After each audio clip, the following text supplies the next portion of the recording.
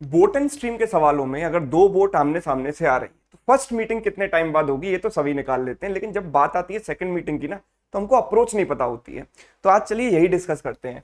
तो ये सवाल देखिए, point A to B is a downstream journey of 300 kilometre.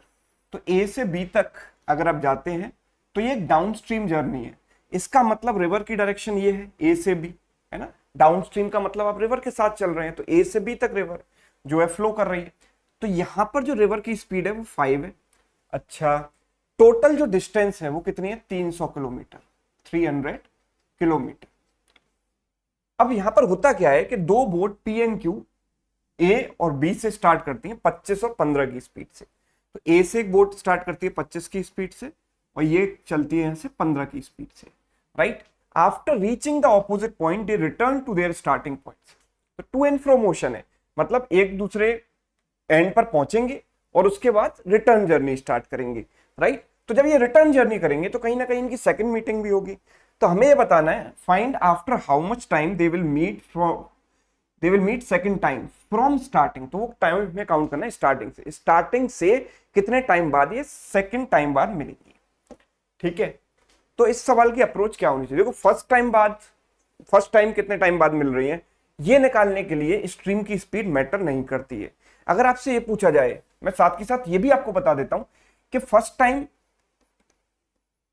कितने टाइम बाद मिलेंगी, फर्स्ट मीटिंग कितने टाइम बाद होगी, तो इसके लिए आपको सिर्फ ये करना है 300 अपॉन इनकी रिलेटिव स्पीड 25 प्लस 15।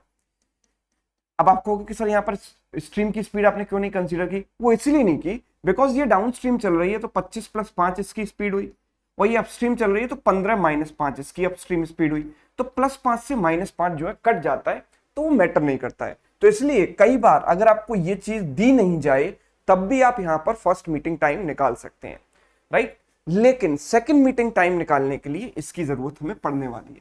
तो हम सेकंड मीटिंग का टाइम कैसे निकालें, तो इसकी आप अप्रोच समझिए। सबसे पहले हम ये देखेंगे कि यहां पर फास्टर वाली वोट कौन सी है। देखो, जो स्टेप मैं आपको बता रहा हूं आइडेंटिकल, बिल्कुल सेम स्टेप आपको फॉलो करने और कुछ नहीं करना।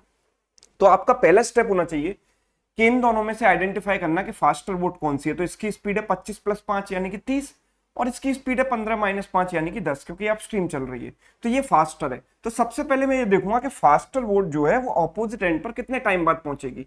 तो इसको 300 किलोमीटर डिस्टेंस चलने में कितना समय लगेगा? 300 अपॉन 25 प्लस 5 यानी 30, यानी कि 10 घंटे बाद ये ऑपोजिट एंड पर पहुंच जाएगी, राइट। अब जब ये ऑपोजिट एंड पर पहुंच चुकी है तो ये यहां पहुंच चुकी है और इसके बाद रिटर्न होगी ऐसे 25 की स्पीड से, और 10 घंटे में ये कितना चल चुकी होगी? बिकॉज 10 घंटे में ये यहां पहुंची है तो साइमल्टेनियसली ये भी तो चल रही है। तो ये 10 घंटे में कितना चलेगी? 15 माइनस 5 10 की स्पीड है इसकी।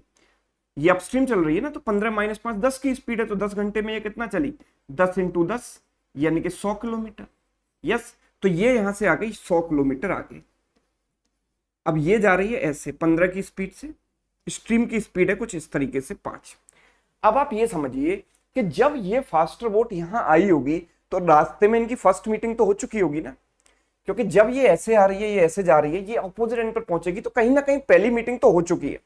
अब जो इनकी मीटिंग होने वाली है वो सेकंड मीटिंग होगी, राइट। तो अब सेकंड मीटिंग कितने टाइम बाद होगी? तो आप ये देखो, इसकी स्पीड है 25, इसकी स्पीड है 15, तो इनमें जो टाइम लगेगा मीटिंग में वो कितना लगेगा? 100। इनके बीच की डिस्टेंस है 100 अपॉन, आप इफेक्टिव स्पीड में डिफरेंस देख लो, या 25 माइनस 15 सीधे 10 कर दो, या फिर आप ऐसे भी कर सकते हो कि इसकी स्पीड हो गई 25 माइनस 5 यानी 20, और इसकी हो गई 15 माइनस 5 यानी कि 10, और 20 और 10 का डिफरेंस हो गया 10। हमने डिफरेंस क्यों लिया? Because they are moving in same direction.